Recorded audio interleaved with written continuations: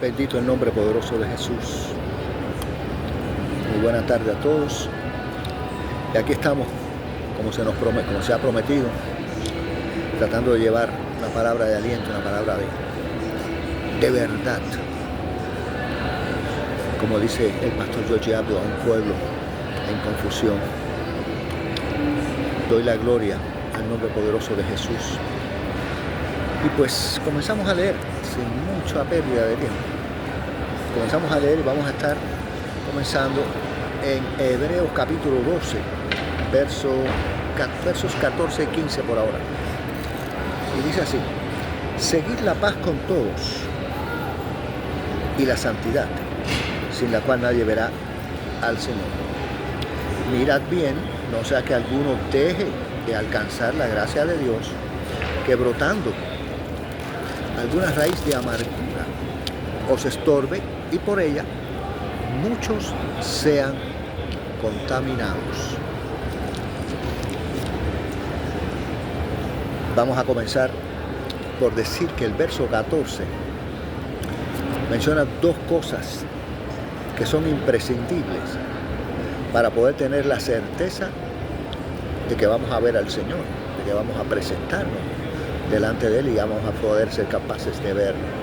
Una es vivir una vida en paz con todos en esta tierra. Hay que buscar esa paz, dice la Escritura ahí en Hebreos 12:14. Y hay que buscar santidad. La paz con todo, pues yo creo que no sea muy difícil de entender. Si la ley o el cumplimiento de la ley de Dios es el amor al prójimo, no está nada fuera de lugar el que se nos recomiende el buscar la paz con todos. Porque ¿cómo vas a tener certeza de que te vas a ver a Dios, de que eres un siervo, un hijo de Dios, un cristiano, si andas teniendo reyertas, guerras, desacuerdos y pleitos, contiendas con tu prójimo?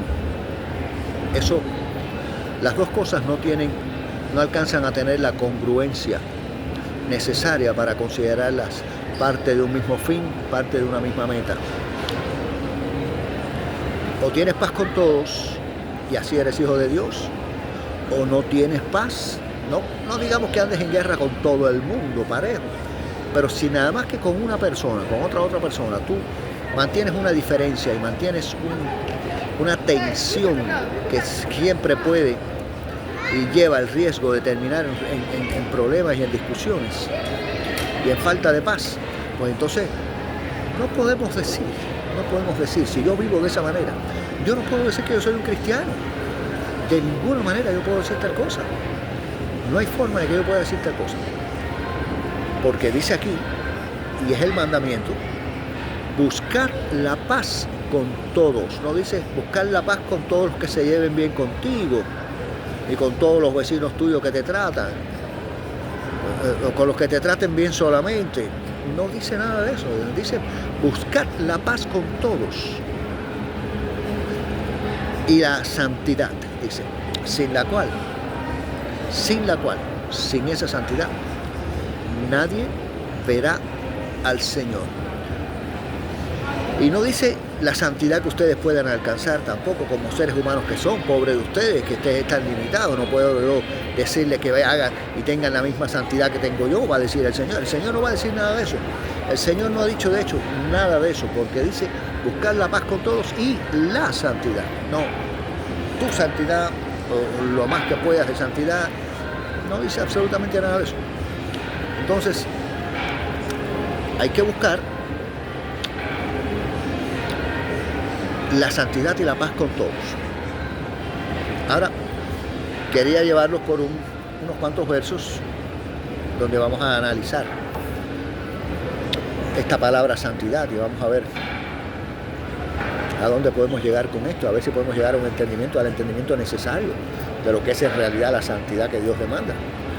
No hay que andar con aureolas en la cabeza ni con alas a la espalda para ser considerado santos, porque santos son los que han sido apartados. Santificación es apartamiento, es apartarse de un estilo de vida o de algo, en este caso como cristiano, apartarse del pecado y de la vida de pecado para servir a Dios. Eso es andar en santificación, eso es ser santos. El que está apartado y ha dejado el estilo de vida que llevaba para servir a Dios, se ha apartado. Esta persona se ha santificado para servicio a Dios. Vamos a ver entonces algunas escrituras que tengo aquí. Por ejemplo, Éxodo 15:11 dice: ¿quién como tú? Pregunta aquí el escritor.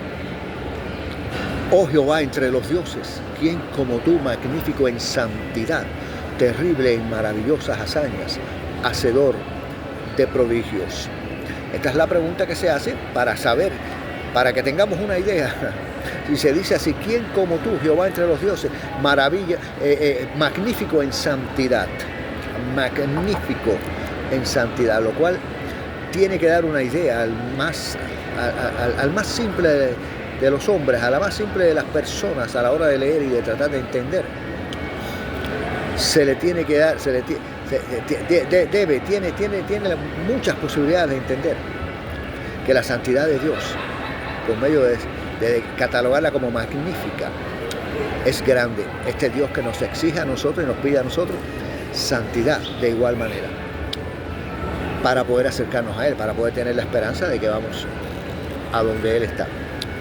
Tenemos Éxodo 28:36, dice: harás además una lámina de oro fino y grabarás en ella como grabadura de sello. Oiga esto. Harás además una lámina, dice Éxodo 28:36, de oro fino y grabarás en ella como grabadura de sello. O sea, un sello es, cuando se pone un sello, ya pare de hablar de eso. Ya se sabe y se establece lo que se desea. ¿Cuál es la grabadura que se mandó a hacer allí como sello? Las palabras santidad a Jehová.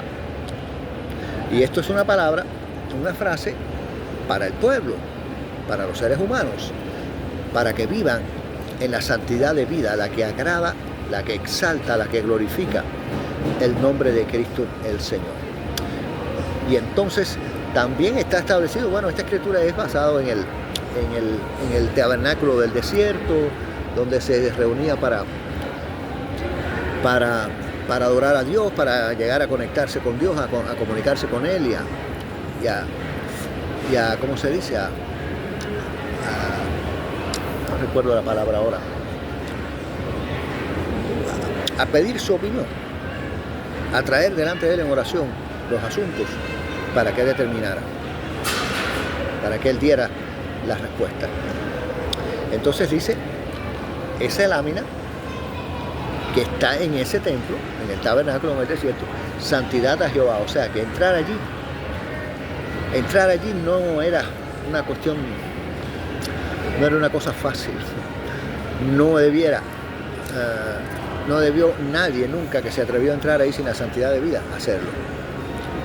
Pero estamos hablando del Viejo Testamento. Del Nuevo Testamento demanda lo mismo, es más intenso el mandamiento.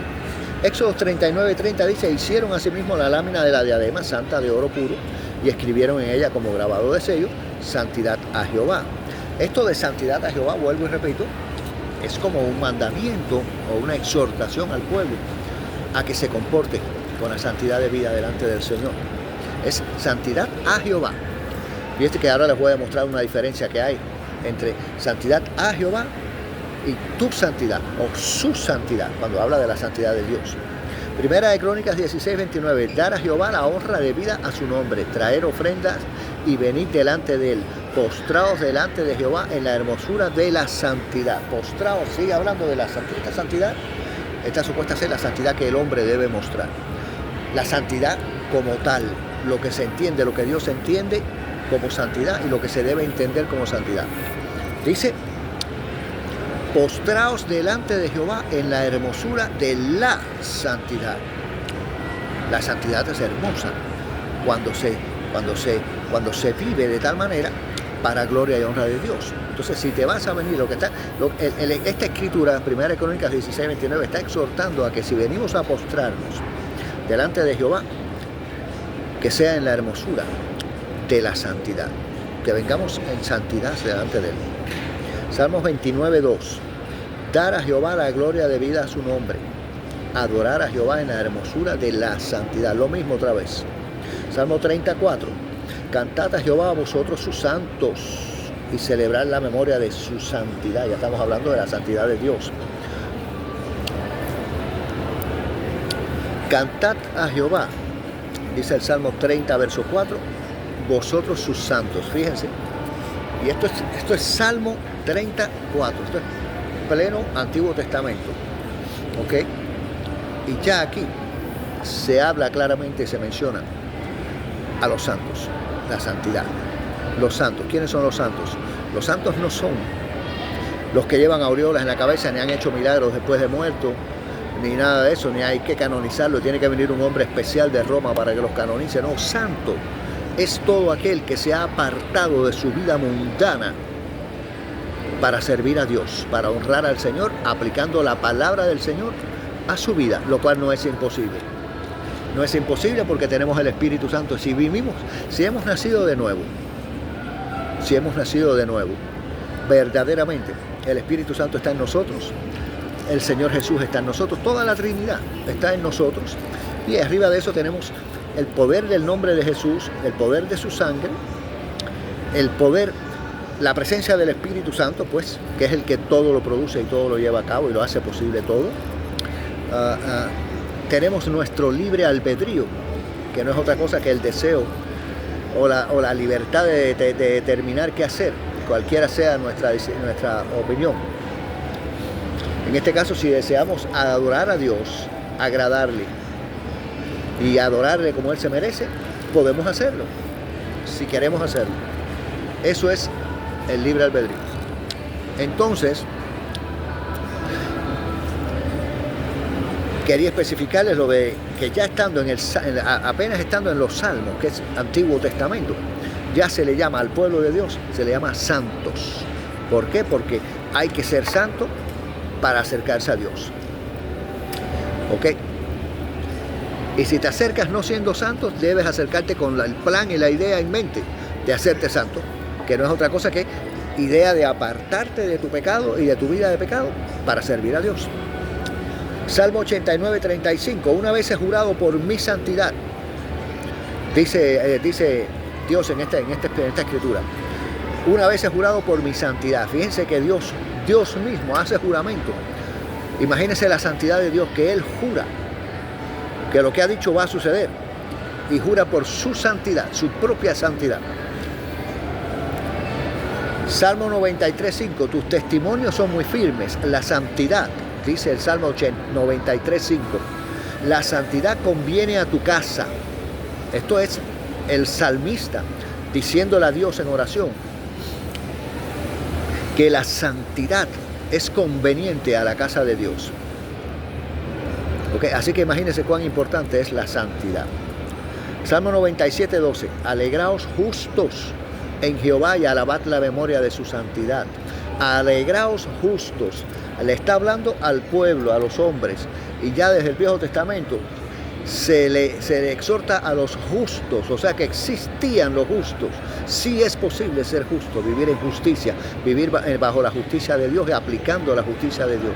Sí es posible, y como había gente que sí lo estaba haciendo, por eso se les llama justos, aún desde el Viejo Testamento. Eso de que nadie puede hacerlo, que todo el mundo es culpable, que todo el mundo es pecador, que pobrecito yo, que si soy polvo, que si soy arena, que si soy lo que todos los inventos de la gente para no hacer la voluntad de Dios.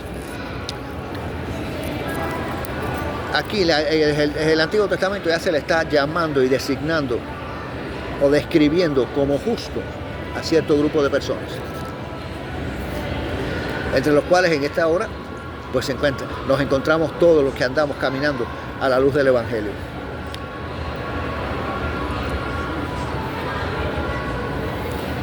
Isaías 35:8 dice: y habrá allí, hablando del cielo y de la Jerusalén celestial, habrá allí calzada y camino, y será llamado camino de santidad. No pasará inmundo por él, sino que él mismo estará con ellos. El que anduviere en este camino, por torpe que sea, no se extraviará. Entonces, dice que los caminos que vamos a encontrarnos en la Jerusalén celestial son caminos de santidad. Allí no habrá nada inmundo, nadie inmundo, nada que sea de pecado, que tenga pecado, allí no habrá nada de eso.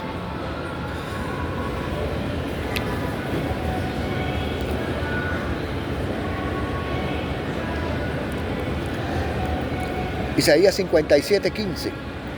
Recuerden que todo esto lo estoy diciendo, lo estoy leyendo para que tengan en cuenta la importancia de la santidad.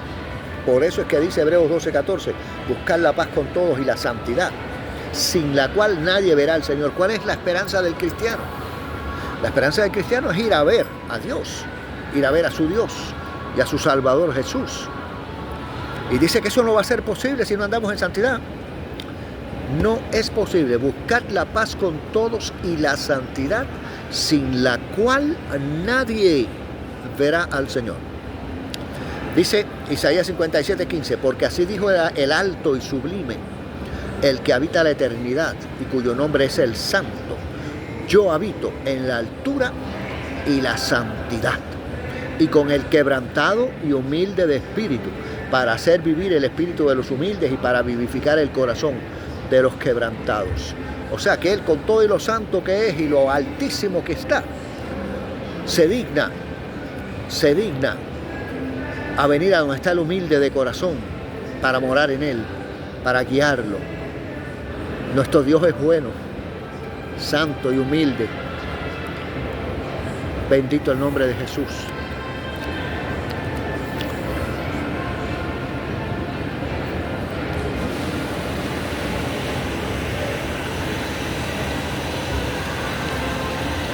Dice Zacarías 8:3 que el monte de Jehová de los ejércitos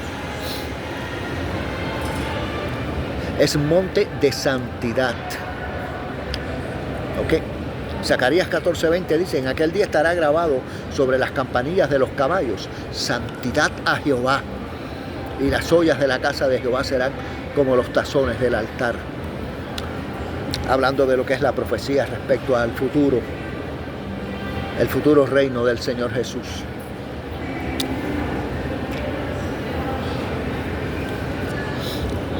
Lucas 1:75. Lucas 1:75. Déjame buscar eso. Lucas 1:75.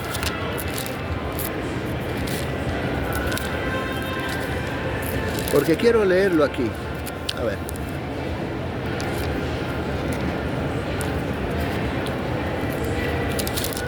Bueno, quiero estar seguro que sé quién está hablando acá. Me parece que es María, la mamá del Señor.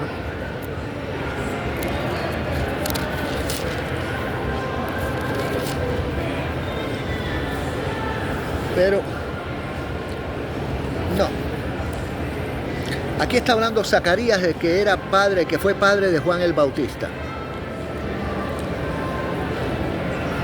Y dice, leyendo desde el verso 73, capítulo 1 de Lucas, del Evangelio de Lucas, del juramento que hizo Abraham nuestro padre, que nos había de conceder que, librados de nuestros enemigos, sin temor le sirviéramos en santidad y en justicia delante de él todos nuestros días. O sea que ya Zacarías, el padre de Juan el Bautista, está aquí profetizando o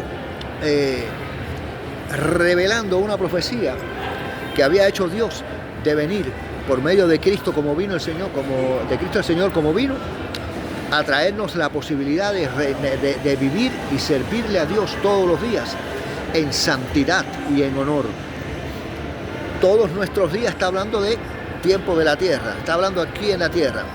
O sea que esa mitología, esa idea mitológica de que la santidad no tiene cabida con el hombre, ni que el hombre que no hay un hombre que sea santo, ni que pueda llegar a ser santo. En esta tierra estoy hablando.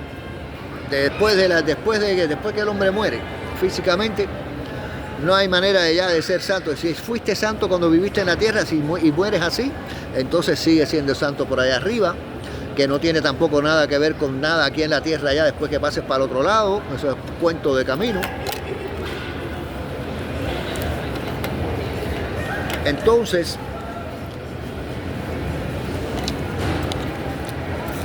Zacarías nos está diciendo aquí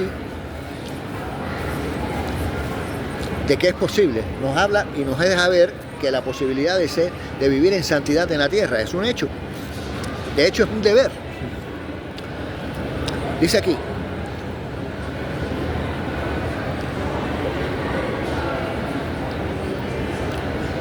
segunda de Corintios 7:1 son palabras del apóstol Pablo y dice: así que, amados, puesto que tenemos tales promesas, limpiémonos de toda contaminación de carne y de espíritu.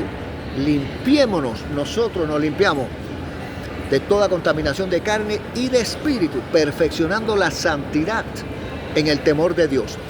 ¿Cómo se perfecciona la santidad en el pueblo de Dios? A través de temerle a Dios. ¿Cómo se le teme a Dios? Viendo lo que Él dice que le agrada y haciéndolo, y viendo lo que Él dice que no le agrada y que andamos haciendo y dejar de hacerlo. Así se perfecciona la santidad, en el temor de Dios.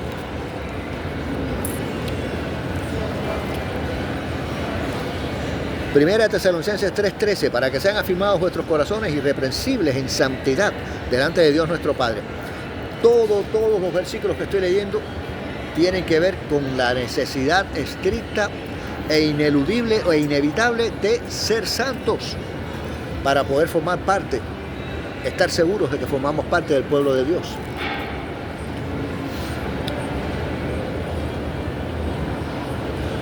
Dice Hebreos 12:10. El escritor dice allí que los padres de los que él está hablando, los padres antiguos, los patriarcas, ciertamente dice por pocos días, o nuestros propios padres, dice, por pocos días nos disciplinaban como a ellos les parecía, pero el Dios, pero para lo que nos es provechoso, para que participemos de su santidad. Y dice que participar de la santidad de Dios es provechoso para nuestra vida. Y por último llegamos al final, al último versículo, que es con el que estamos donde comenzamos la lectura. Hebreos 12:14. Buscar la paz con todos y la santidad, sin la cual nadie verá al Señor.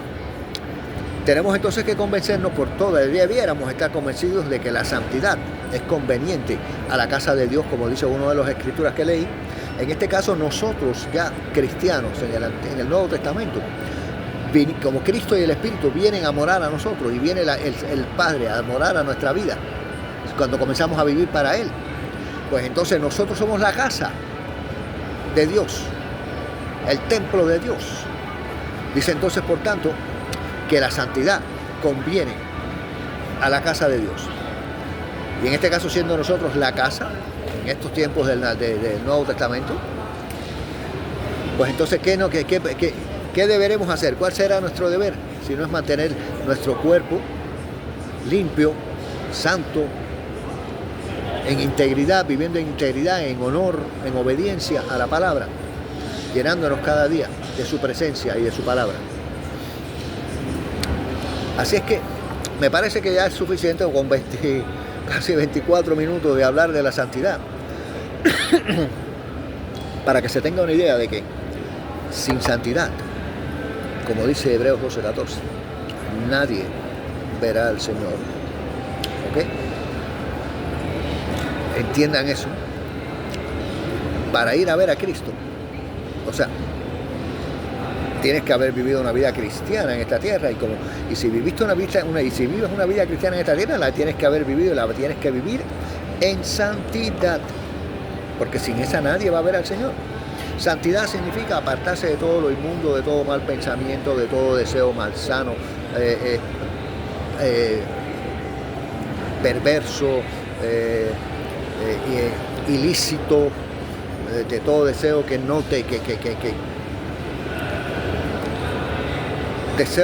que no está supuesto tener un cristiano o una cristiana.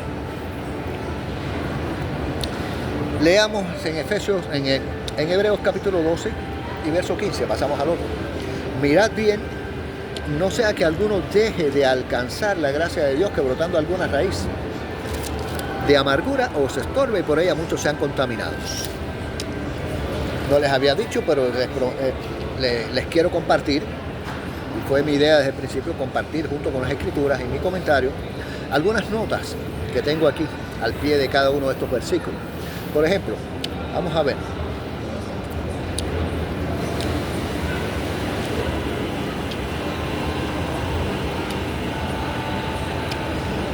La palabra griega bustereo, que significa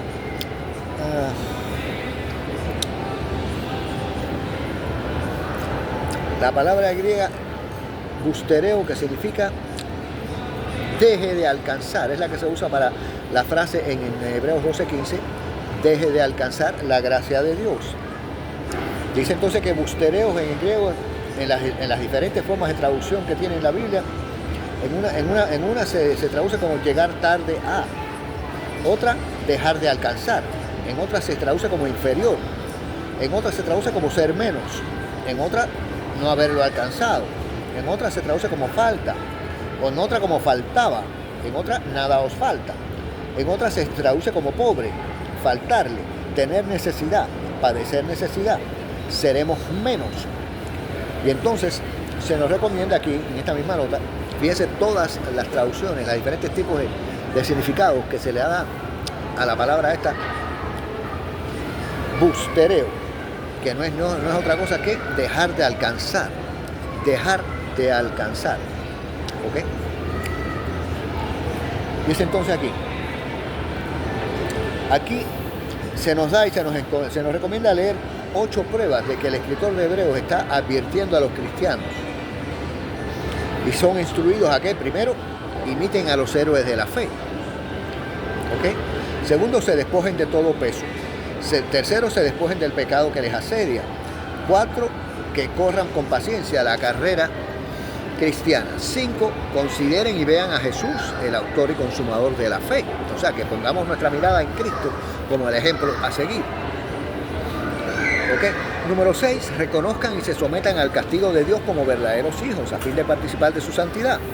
Número 7, sigan la paz y la santidad y cumplan con los otros términos de la bendición, no sea que dejen de alcanzar la gracia de Dios. ¿Ok?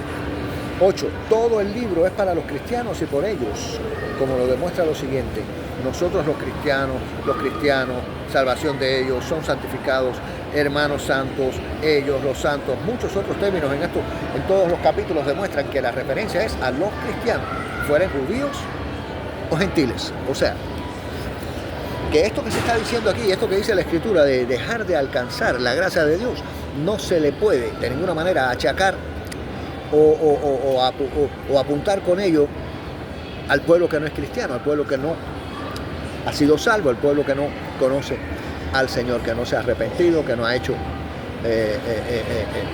profesión de fe, ni ha nacido de nuevo. Al que no ha nacido de nuevo, al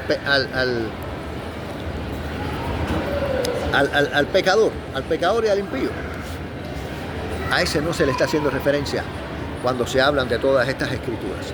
Y cuando se dice, mirad que no haya en vosotros ninguna raíz de amargura que pueda estorbarles y que por ella muchos dejen de alcanzar la gracia de Dios.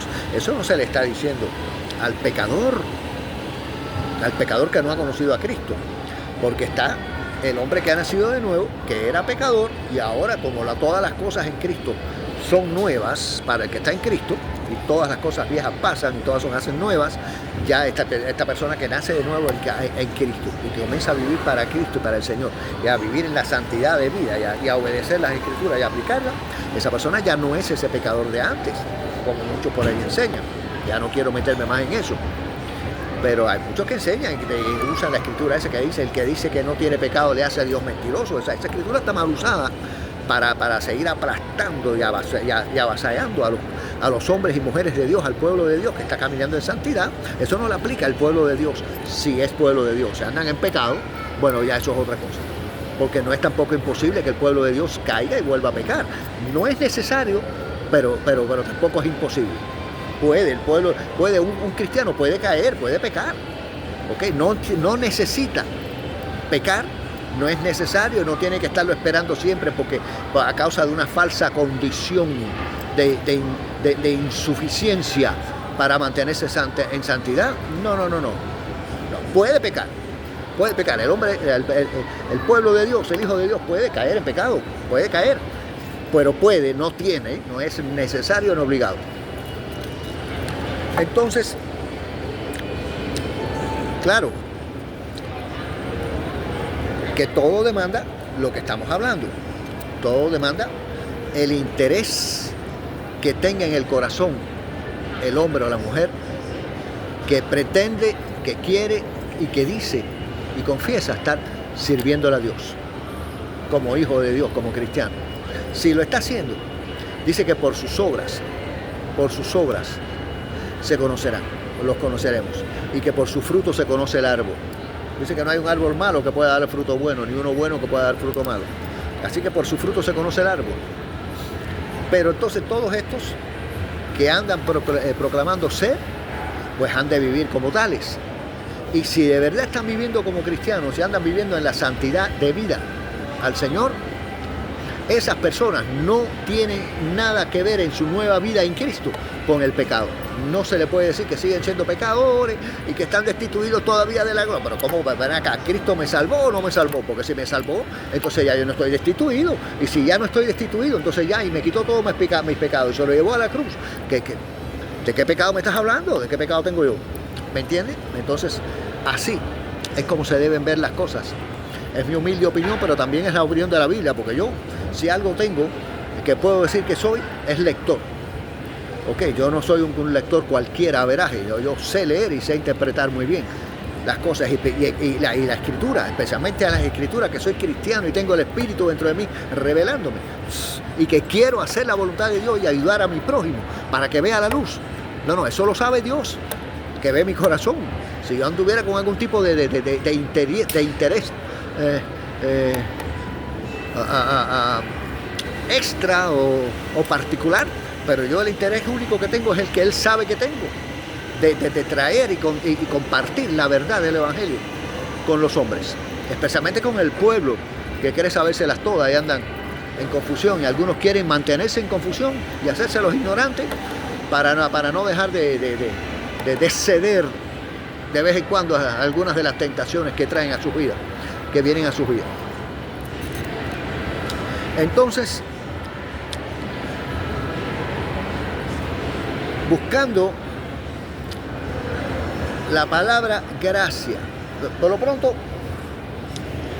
esta escritura, Hebreos 12:15, dice claramente, o da a entender con claridad, que el cristiano puede dejar de alcanzar la gracia de Dios, lo cual, si sucediera, es porque ya dejó de ser cristiano, porque el cristiano vive por la gracia de Cristo.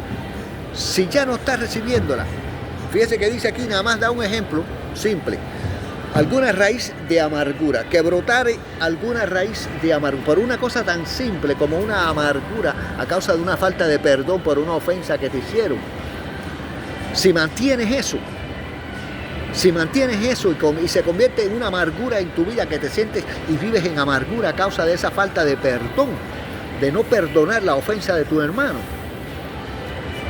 eso puede hacer que dejes de alcanzar la gracia de Dios. Si eras cristiano, ya no lo eres. Si sigues viviendo en amargura y cada vez que ves a tu hermano, que ya a lo mejor pasaron 5 o 10 años, el hombre o la mujer ni se acuerda de nada, y tú mirando lo que te lo quieres comer vivo y quieres aplastar. Si eso, y vives así, llevas 10 años, lo que lleves en esa amargura, lo llevas viviendo sin Cristo, porque dice que, y sin la gracia de Cristo. Si no tienes la gracia, el que no tenga la gracia de Cristo en su vida, no es cristiano. Perdóneme, pero al pan pan y al vino vino. Si no tienes la gracia de Cristo en tu vida, no eres cristiano. ¿Cómo vas a hacer? ¿Cómo van a ser las dos cosas posibles si el cristiano vive por la gracia de Cristo? Si tú no tienes raíz de amargura y no perdonas y andas viviendo, dejaste de ser cristiano. Que nadie te engañe. Acércate a Dios, pídele perdón, pídele que te ayude a reconciliarte con Él y a perdonar al ofensor para que puedas seguir adelante. De lo contrario, no te vistas que no va, dice. Déjeme buscar aquí la palabra gracia. Iba a buscarla ahorita.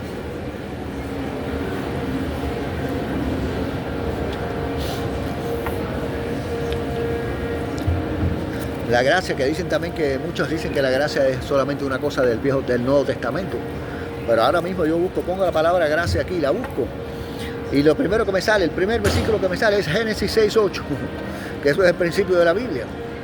Y dice que Noé, pero Noé halló gracia ante los ojos de Jehová. Entonces quiere decir que la gracia es imprescindible, así como lo es la santidad de la que estábamos hablando hace rato. La gracia de Dios es imprescindible para vivir en su presencia. Entonces, no solamente este versículo que leímos de Hebreos 12:15 dice de que es posible que se deje de alcanzar. Si vamos al libro de Gálatas, capítulo 5, Gálatas capítulo 5 y verso 4, dice: de Cristo os desligasteis los que por la ley os justificáis, de la gracia habéis caído. O sea, ya es el segundo versículo.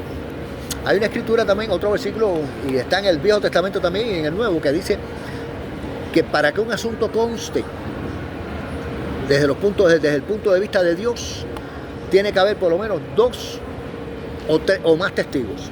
2, 3 o más testigos para que todo asunto conste. Y entonces estas son dos escrituras que yo uso y estoy autorizado a ello como testigos de que la gracia de Dios puede dejar de alcanzarse y se puede uno caer de la tal.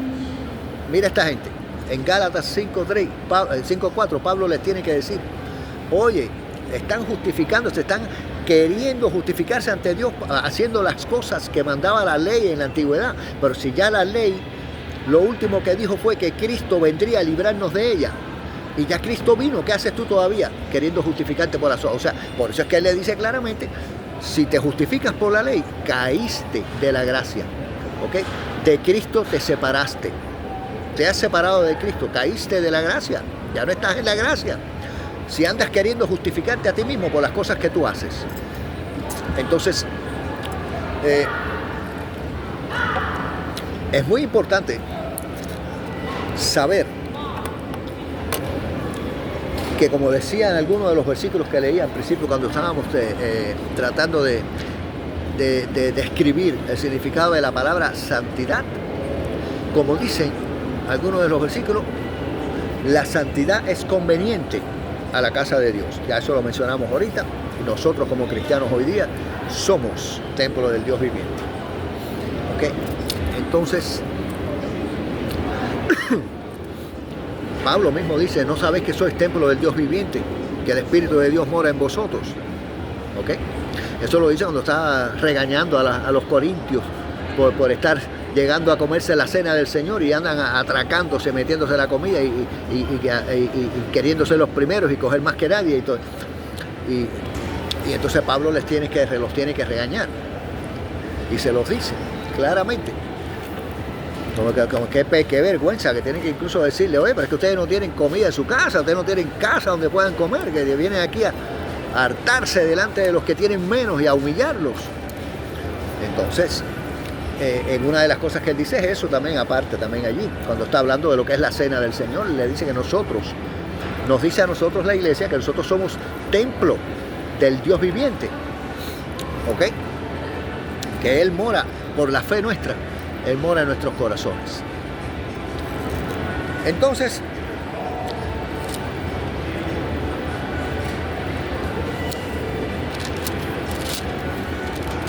Hebreos 12. A ver. Fíjense lo que dice en el verso, en este ejemplo que se usa aquí, en los versos 16 y 17. Leí Hebreos 12, 14 y 15. Y ahora voy a leer 16 y 17 también. Para ponerles otro punto para que tengan en cuenta a la hora de analizar sus vidas, de autoanalizarse y de pensar si andamos o no andamos en la gracia de Dios. Dice el verso 16 del capítulo 12 de Hebreos: no sea que haya algún fornicario o profano como Esaú, que por una sola comida vendió su primogenitura. Fíjense, se usa el ejemplo de Esaú, que era el hermano gemelo de Jacob, hijos de Isaac. Entonces, nietos de Abraham. Esta gente eran, ya tú sabes, de la primera familia. Y Esaú dice que lo catalogan aquí como profanó la santidad de Dios al vender su primogenitura por un plato de lentejas, simplemente porque tenía hambre. No le dio la importancia a su primogenitura, la importancia que tenía. Y por eso después tuvo que aceptarlo. La Biblia habla de que quería matar a Jacob, su propio hermano, porque lo había engañado y porque no sé qué. Pero al final él acepta, se ve por su actitud que él acepta que cometió un error, aunque no le interesara, porque a lo mejor él tenía su mirada fija, puesta solamente en las riquezas y en las cosas materiales, y a Esaú no le faltó nada. Bueno, Esaú era un príncipe igual y vivió y tenía un clan y fue patriarca de pueblo, de gentes. ¿Okay? De hecho, hay mucha gente hoy día que son descendientes de Esaú. Entonces, pero se ve por lo menos que él no guardó rencor, pero en realidad, si él hubiera respetado eso, no hubiera sido Jacob el padre de Israel, de los judíos, hubiera sido Esaú, pero a Esaú no le interesó, ¿ok? No le interesó. Él simplemente se olvidó de su rencilla y de su odio, de su molestia o enojo que tenía con Jacob, y cuando Jacob regresa de casa del suegro de Labán, él sale a recibirlo y lo perdona. Se nota que lo había perdonado, que no había nada. Lo recibe como un hermano y lo protege y lo lleva protegido hasta donde iba. ¿Okay? O sea que hubo cierto cambio de actitud en Esaú. Pero no se dice más nada. Se dice siempre que fue y se mantuvo como jefe del clan de uno de los clanes que fueron enemigos y ahora hoy día se declaran enemigos abiertos, siendo familia de sangre, se declaran enemigos abiertos de Israel. Pero todo eso la gente no entiende, estas guerras que hay hoy día. Todo eso es a nivel por causa de celo espiritual, porque pudieron ser el pueblo de Dios escogido, ¿ok? Pero Dios escogió a Israel y por eso han habido celos. Y hacen la fuerza, mayormente esta gente que son musulmanes y eso, que hacen la fuerza porque declararse ellos pueblo de Dios, pero no lo son, honestamente no lo son. Yo soy un hombre que no conocía de Dios, ni conocía la Biblia, ni con el país donde yo vengo, ahí no existía nada de eso. Y hoy día yo puedo reconocer por la revelación del Espíritu en mí, que Israel es el pueblo, es la niña de los ojos de Dios. Cuidado con eso, el que se meta con esa gente tiene problemas serios con Dios. Así mismo lo dice él: tú no te preocupes, que el que se meta contigo no está fajado contigo, está fajado conmigo. ¿Ok? Como se lo dijo a Moisés con respecto a un tal Amalek, que Amalek salió a estorbar y a meterse en el camino y a parar a los judíos que venían andando. Y Moisés preocupado. Y Dios le dijo a Moisés: ya deja de preocuparte, ya, que la guerra de él no es contigo, la guerra es conmigo. Está metido en tremendo lío. Así. Está metido en tremendo problema, porque la guerra de él no es contigo, es conmigo. Él, a que no quiere dejar pasar es a mí. Está loco. Y yo me imagino cómo habrá sido eso. Amalek lo desapareció. A Amalek lo desapareció de la faz de la tierra por querer impedir que el pueblo pasara. No les vendió agua, no les vendió nada. Venían hambrientos con niños y con todo, y no le vendió, que venían comprando, no venían pidiendo de misericordia ni de limosna, venían con dinero y no los dejó pasar. Por eso Dios dijo así, que la guerra de él era con él. La guerra de Amalek no era con nadie del pueblo, sino con él directamente, y lo desapareció. El pueblo de Amalek no aparece por ningún lado, lo desapareció. Ahí están los iraníes y están todos, pero el pueblo de Amalek, esa gente lo desapareció por meterse en el medio, por querer servir de obstáculo. Es muy importante que sepamos bien reconocer nuestro lugar y nuestro deber. Y en este caso, nuestro deber, como venimos hablando aquí, es buscar santidad y la paz con todos, sin la cual nadie va a ver al Señor. Así es que Les agradezco una vez más la atención que dispensaron. Y piénsenlo.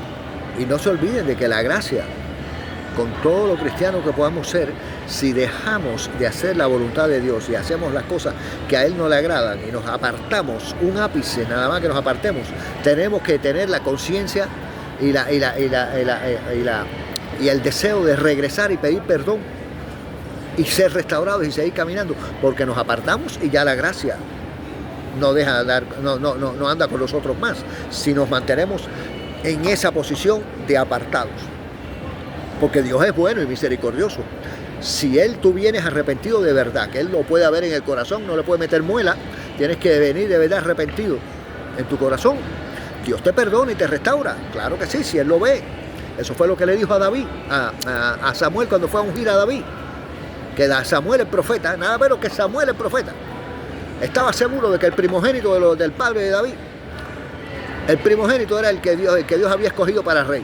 Y Dios le tuvo que decir que no, cuando era solamente un pensamiento que tuvo Samuel.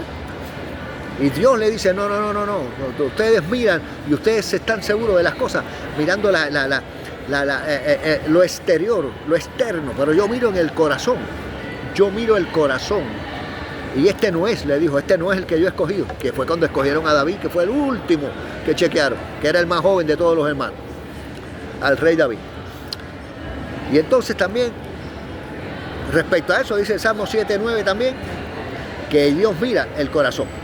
Y el Apocalipsis 2:23 también lo dice. Así es que, si quieres venir arrepentido ante Dios, tiene que ser un arrepentimiento genuino para que seas restaurado. Si no, te estás engañando a ti mismo. Si no, te estás engañando a ti mismo. Así es que, hermanitos, una vez más, a todo el pueblo de Dios y a todo el que pueda estar escuchando, a los amigos, arrepentidos. Dice la palabra, arrepentidos y creer en el Evangelio. ¿Ok? Acepten a Cristo Jesús como Señor y Salvador, que la cosa no se va a poner mejor, la cosa va a empeorar. Que nadie le haga cuento, todo va de mal en peor. Solamente nosotros seremos mantenidos por la gracia y la misericordia de Cristo el Señor, dependiendo de nuestra forma de vida. ¿Ok? Porque Dios no hace acepción de personas. Él está y da gracia al que